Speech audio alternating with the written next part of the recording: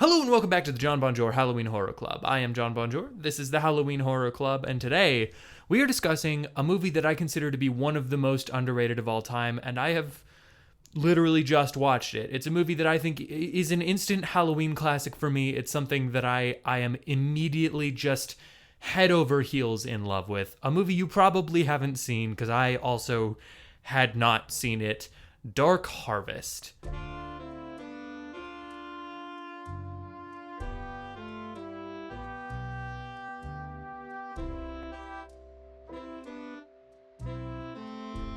Welcome back to the bar. This is going to be, you can tell, quite a drink. So I'm just going to jump right in. I am breaking my rule ever so slightly because I told you that I wasn't going to do any of the drinks that I've tried before. And this is going to be a variation on one I've already created. And I am fine with that. I really don't care. So we're going to start with a little bit of Trader Joe's Pumpkin Spice Cold Brew Concentrate. Some of the best stuff on planet Earth. I'm not going to dilute that at all. I'm just going to do a double of that. Then we're gonna sweeten it up a little bit, add a little bit of extra depth with some dough ball cookie dough whiskey. It's a thing that I have been given access to that I don't know what to do with, so I had to come up with a couple of cocktails that use it because it's so sweet and so potent that I really don't know how to use it without diluting it, without changing it some. So I'm gonna do that. I think in this, it'll be really good. It's gonna add, again, a very like candy sugary sweetness that I think is good. And a little bit of that, not caramelization, but like warmness of the cookie, like 1.5 of that. This is that fall spice, allspice vodka. Do a single of that. I feel so confident about this drink. The thing that I would normally do with this drink is the allspice vodka, the cookie dough whiskey, and a little bit of chocolate bitters. And that would be kind of like an old-fashioned sort of thing, but cookie version. In this case, I'm involving the pumpkin spice cold brew, and I'm gonna be going for an orange bitters instead of the chocolate bitters because I think that's gonna add an extra kind of citrusy kind of note without going full citrus. Just a dash of orange bitters. And then going for the foam on top, I've got an egg white here that I'm just gonna...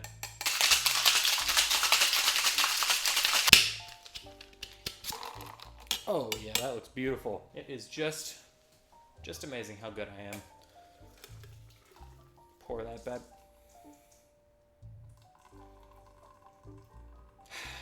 Maybe it's my lactose intolerant ass just really appreciating the shaved chocolate on top, but that is balanced and delicious and hearty. That's not the right word. Earthy feels bad, but it's a little earthy, but in a way that I think works really well. Wow, that is just delicious. Anyway, that's not really what this video is about. What this video is actually about is reviewing the movie Dark Harvest. It was directed by David Slade, who has also done 30 Days of Night, a movie I have not seen, Nightmare Cinema, a movie I have not seen, and a bunch of the Black Mirror episodes, a show I have not seen. But I also haven't seen any of his short films. I want to kind of dive into his filmography the same way that like watching Trick or Treat made me dive into Michael Dougherty's filmography. I'm very interested to see what David Slade has to bring to the table, and I'm excited to watch the rest of his movies.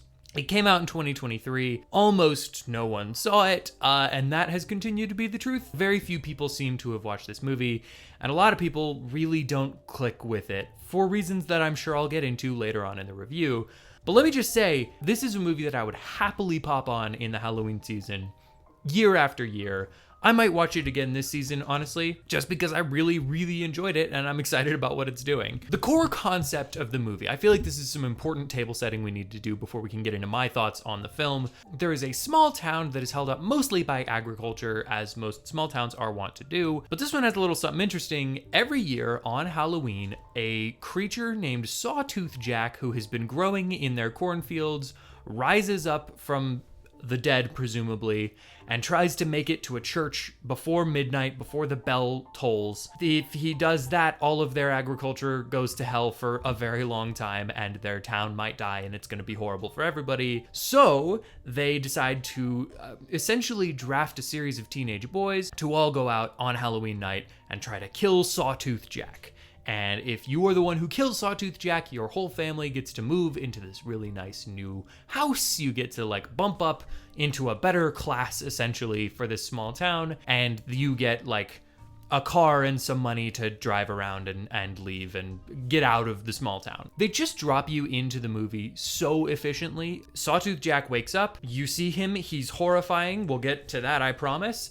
And then for the first 10 minutes of the movie, it's just kind of the hunt, and the guy who wins, he like takes down Sawtooth Jack, tears his stomach open, and starts eating out his innards, which is, I'll be honest, a pretty haunting thing to see within the first 10 minutes of a movie. I'm getting ahead of myself, but the through line for the film is this is a movie that could have been so standard and so boring and bland and just kind of average with an okay idea. And instead, it takes a pretty good idea and elevates it and makes it as interesting as it could possibly be by, in this instance, just dropping you into the action without any further context. I think there's a little bit of a voiceover that's like, hey, you know that this thing happens every year, you know, because you're part of this town, which I think is really fun because it's already bringing you into the story.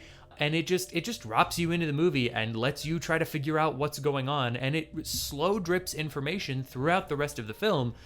And I think it's really good. Like, I think it's a very efficient, effective use of information dropping. And it lends these moments like when he tears open the stomach, which we later learn that Sawtooth Jack is sort of created by the town. It's part of their ritual. They have to do this ritual. So he is sort of built by the town, by some people in the town, the guild or whatever they call themselves. And he has candy like put into his stomach. So it's candy. You don't realize that it's candy at the time, but it's candy.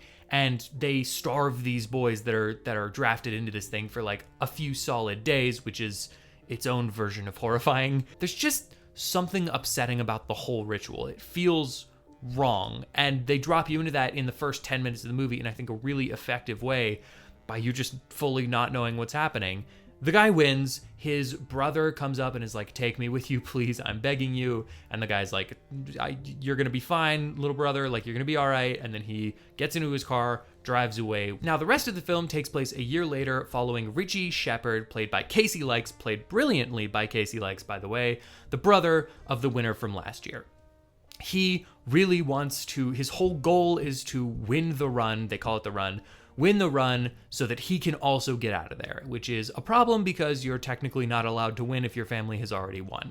Because what are they going to do? Escalate your family to a different new home? Like it doesn't really make a lot of sense. So he is doing this for personal reasons. He just wants to get out of the town. That is all he wants. He runs into Kelly Haynes, played by Amiri Crutchfield, who is like new to the town. She's a person of color, which is obviously it's a small town, and I think this takes place in the 60s, so not beloved by a lot of the townspeople. He runs into her, and they develop this kind of back and forth friendship, potential romance kind of thing. The rest of the movie is either building up to the run, kind of developing this small town, developing the sort of drama within the characters and within the hierarchy of the small town, or the majority of the rest of the film takes place on the run. We'll get into the rest of the movie. We absolutely will. That is the context that you kind of need to go forward, and I'm just gonna pick and choose highlights and pieces throughout. Before we get into that, I will just say, if you have not seen Dark Harvest, I cannot recommend highly enough watching Dark Harvest before you watch the rest of this video, because there are some genuine spoilers that shocked the pants right off my body. I was very impressed with how well they were able to maintain this air of mystery throughout the film, and how well they were able to deliver on the answers to each of the questions that they raise. So if you have not seen Dark Harvest, I don't care what it does to my metrics or whatever. Your experience of the movie will be better if you don't know a whole ton about it than it will be if you already know. So let's dive into Dark Harvest, the things that I think work so well about this movie. First and foremost, the two core actors who are playing the two main characters, Richie and I can't remember her name. The two core actors are so good. They really bring all the emotional beats that they need to bring, and there's a lot of emotional beats throughout the movie. They start off and you kind of feel like he's just this punk rock kid who's like kind of in his own little gang sort of thing, and I felt like I got what the movie was going for. But the rest of the film really does play with this idea of feeling stuck, feeling inadequate, feeling like you're in the shadow of your brother who's already won this big expansive thing and like you're never going to amount to anything. He really plays in all of those spaces, as well as the rebellious punk rock guy who doesn't care about the rules. He plays both of those in a way that both feel genuine and both feel true to the character. There's a verisimilitude to his character that I think is critical to this movie working. And it really does. It works very, very well. That is also true of Crutchfield's character, although I would say slightly less because she is the supporting role in the movie. But that is also true of her character. She really needs to be this confident Black woman who is also like affected by the things that are happening around her and wants to get out of this town and is feeling stuck. It's a movie about feeling stuck and feeling closed in. It feels very claustrophobic, even though most of the shooting is wide shots, big, expansive, like during golden hour. Like it's a beautiful movie, and I guess that's kind of another one of my things that works really well. This movie looks incredible, just really spectacular. David Slade, I think, does a really good job of shooting this in a way that feels eerie and creepy, but also just vibey as hell. Even within the first 10 minutes of the movie, there are so many shots and so many vibes and so many like little bits of visual information that we're given that are so intriguing and so cool to look at. Like the way that I'll give you an example. The way that they kind of open up the film is with this sort of, I don't know, B-roll of like corn shaking in the wind, but it's sped up. It's clearly like a time lapse of corn shaking in the wind. And it's immediately creepy. Just like the dead corn shaking like that is instantly creepy. Not to mention that it also has this really, really cool, like, I genuinely don't know if it's like a natural thing that corn does. I have not spent enough time around corn, but there's this something flying through the air all the time. And I don't know if they added it in or if it's just part of it, but they've backlit it with this very bright light that I think is supposed to kind of represent moonlight, but it's a little bit of there's a maximalism to the movie. It still feels grounded, but there is a maximalism to the movie in the sense that there are shots where characters will stand in front of the moon and the moon is huge. And it's like, it's more important that the vibe of Halloween night is there than it is that it would make sense that it would be the size of moon that it is. There is just a really awesome, incredible just visual language of the movie that feels heightened, feels exciting, so that when you see Sawtooth Jack, he fits into the world. He doesn't feel like he stands out in a way that is bad. He stands out in a way that's like, here's some horrific shit, and not like, this doesn't make sense within the world. Let's talk about Sawtooth Jack, by the way. This dude has got aura. He is surrounded by dripping with dread and fear. And I am so impressed with the way that they were able to craft this creature, because I assume it's partially CGI, partially practical effects. I am not sure where one ends and the other begins, which is already very impressive to me.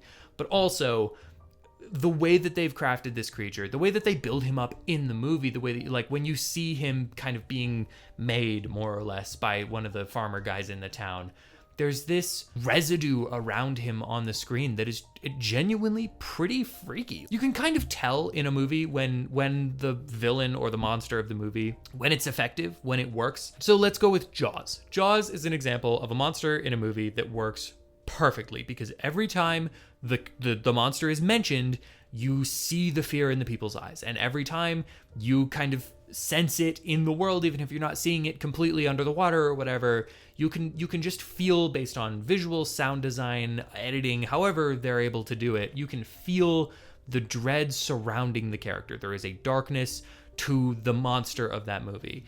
Versus Roland Emmerich's Godzilla, which does not have that. Like, there is no dread to that version of Godzilla. There is just like oh, it's fun, he's a big lizard. And so Sawtooth Jack is one of the best examples, I think, of building up this monster, crafting this creature in a way that feels true to the town, because the town would be obsessed with the idea of this thing. And I love that they kind of dig into what the town thinks of all of this. The boys who are drafted into the run, they're all talking about it, and they're like, some of them don't even believe in Sawtooth Jack. Some of them have seen him and are horrified by him. There's just this really fun kind of like, he's an urban legend that they face every year, and I love that the movie approaches that in a way that feels genuine. I think the way that they've built up this town in general is really interesting, because it lends itself to somewhere between Mad Max and Lord of the Flies when the boys are released on the run. It's this strange feeling of like, this is fun to watch because all of these kids are running around on Halloween night, ransacking the town in Halloween costumes. Just from a visual perspective, it's so fun to watch. Like, it's just such a fun concept, and it's such a gripping idea. But also, they're kids, and they're kind of psycho right now because they're not in their right headspace because they've been starved, and they have like a little montage of the kids being locked in their homes, or in homes, I don't even know if they're their homes, but being locked in homes, unable to get out, begging for food, begging for their parents to let them out, to let them be free. And you get this dissonance of small town, homey kind of vibes, and something is clearly wrong. Something is evil and dark within this town, and it's not just Sawtooth Jack. And they layer that feeling in so well that when the run starts, you're equally excited to watch it and dreading what's about to happen. It feels like an inevitable bad end. It feels like something is gonna happen that you know can't be good.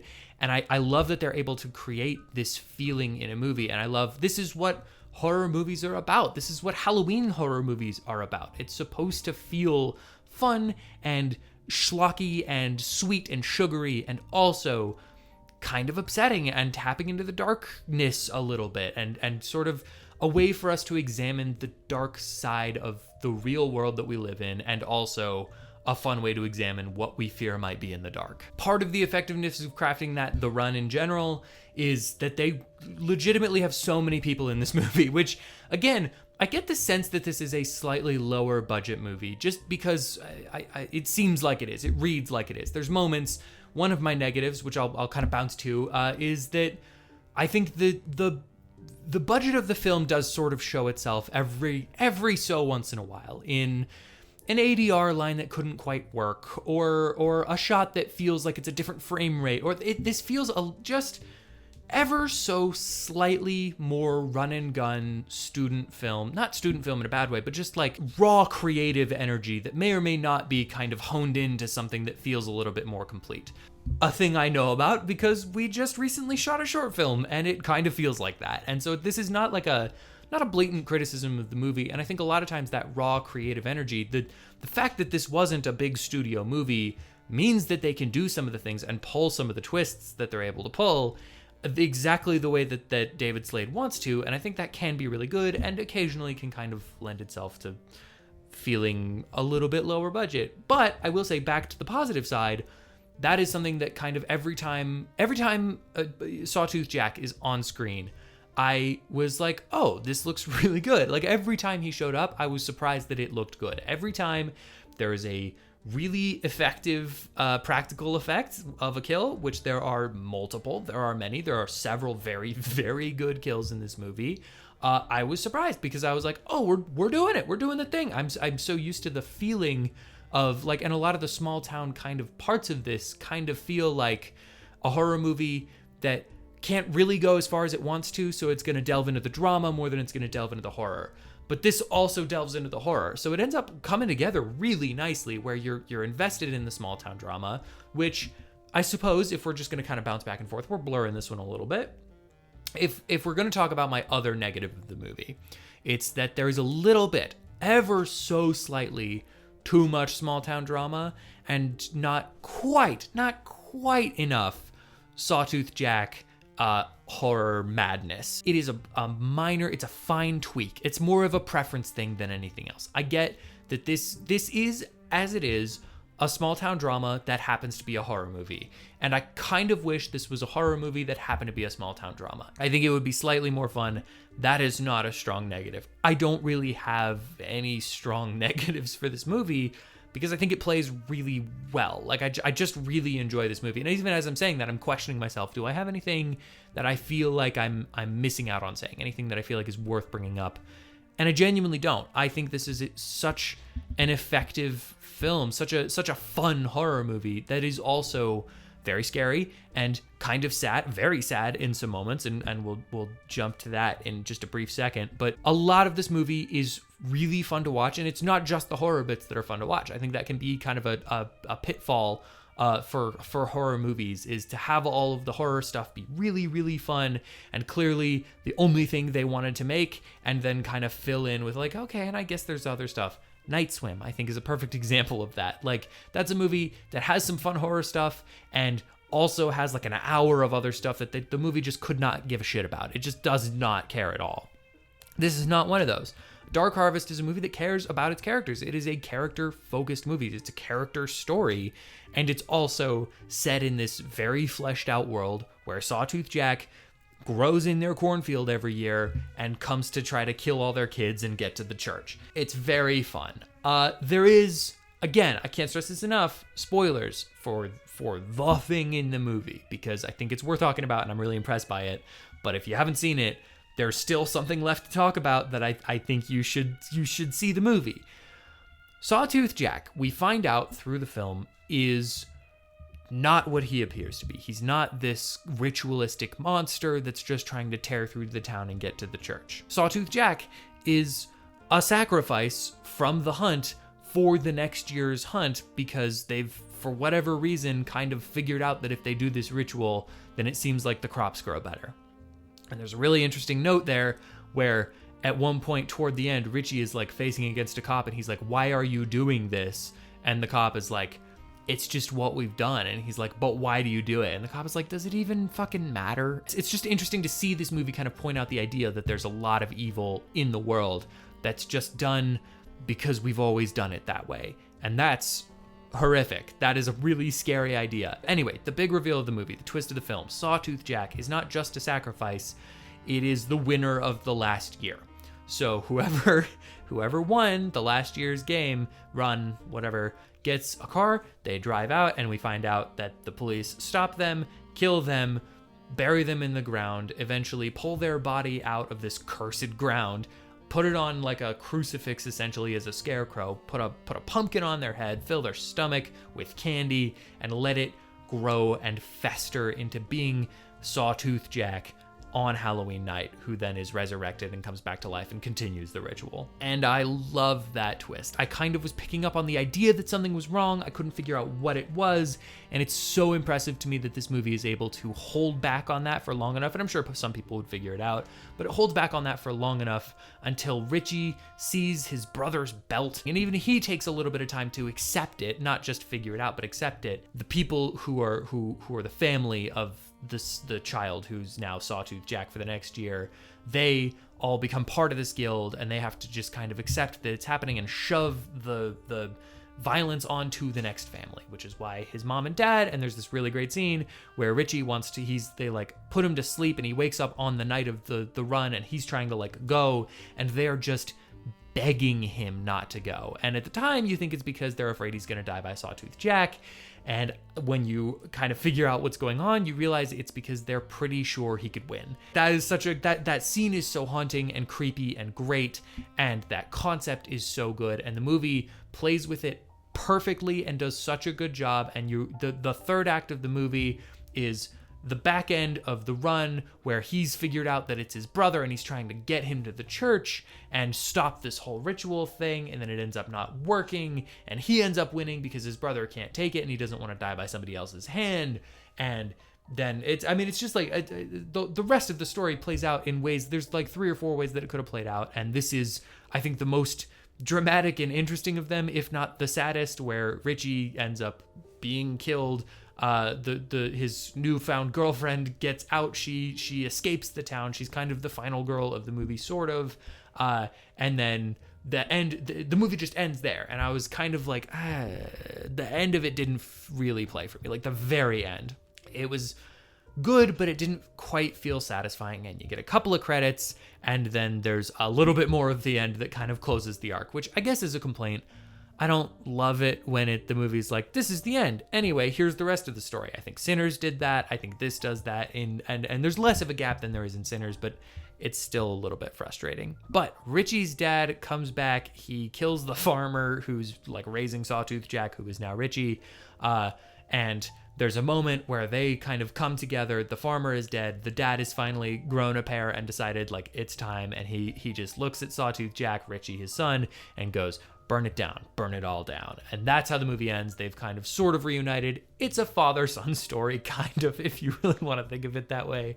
But that is a satisfying ending. That is an ending that feels like a closure to the arcs that have been crafted in the movie. And there's my thoughts on Dark Harvest. I am in love with this movie. I think it is such an effective film. I am excited to show it to people. I think the less you know about it, the better. So if you want to share this movie with other people, I cannot highly recommend it enough. I think this is such a fun movie.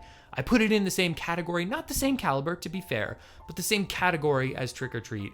A Halloween horror movie that people just don't appreciate enough. And people are starting to with Trick or Treat, which, by the way, I guess this is just me bragging. I'm going to go see Trick or Treat, the 4K restoration as one of the Fathom events next week. I'm very excited. I loved Dark Harvest. I am really impressed with what it's able to do, with how much it is able to kind of craft this world, how much it's able to create this creature in Sawtooth Jack, and then flip the entire idea, which was already very cool, on its head in the third act.